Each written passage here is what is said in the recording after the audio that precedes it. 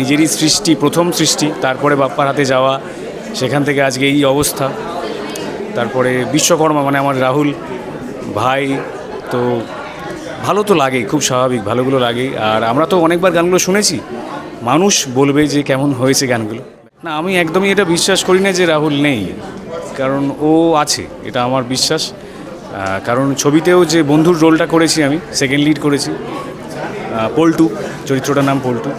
তো বিশ্বকর্মা এবং পল্টু মানে রাহুলের চরিত্রটির নাম হচ্ছে বিশ্বকর্মা। তো বিশ্বকর্মা এবং পল্টু ওরা হচ্ছে বেসিক্যালি হরিহর আত্মা। তো সেই জায়গাটা, আর আমি আমার অভিনয়ের প্রসেস যা বা সমস্ত কিছু, সেই জায়গা থেকে আমি বিশ্বাস করি যে ও আছে, ও আছে। মাঝে মাঝে হয়তো একটু মুড অফ হয়ে যায় যখন ভাবি, এরকম কিছু ভাবি, কিন্তু হয় না যে বিশ্বাসে মিলায় বস্তু তর্কে বহুদূর।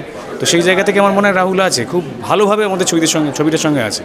মজার মুহূর্ত অনেক আছে, কিন্তু হয় না সেটা তো সবসময় ক্যামেরার সামনে বলা যায় না। মানে ও যে এত সিরিয়াসলি হাসাতে পারে, মানে আমার হয় কি হয়, এরকম একটা ঘটনা আমি বলতে পারি। শ্রীলেখাদির শট আছে, শ্রীলেখাদির শটটা আছে, এবার তার ঠিক আগে কস্টিউম নিয়ে একটা গণ্ডগোল হয়েছে, এবং শ্রীলেখাদির কস্টিউম মানে চেঞ্জ করতে প্রচুর সময় লেগেছে। মানে গানটা শ্যুট হওয়ার আগে অনেকটা সময় লেগেছে, প্রায় if I am not wrong 3.5 থেকে 4 ঘন্টা। তো আমি রাহুলকে প্রশ্নটা করলাম যে কেন এত দেরিটা হলো, কেন বলো তো, মানে কী জন্য হয়েছে আমি বুঝতে পারছি না। তো রাহুল তার রেসপেক্টে যে উত্তরটা দিয়েছিল, সেটা শুনে আমি মানে হয় না যে আমি এতটাই হেসেছি, ওদিকে বাপ্পা রেগে গেছে, মানে আমি এত জোরে হেসেছি আর কি, কারণ ওদিকে সব ক্যামেরা ট্যামেরা ঠিক করছিল। তো ও এরকমই মানে যারা জানে তারা জানে খুব পার্সোনালি, যে ও খুব সহজে সিরিয়াসলি হাসির কথা বলে দেবে, এই হচ্ছে ও। দর্শকদের মানে আমার তো মনে হয় যে কোনো ভালো ছবির পাশে থাকা উচিত, ভালো ছবি দেখা উচিত, ভালো ছবি দেখার অভ্যেস করা উচিত। বাংলায় ভালো ছবি, ভালো গল্প নিয়ে ছবি হয় না।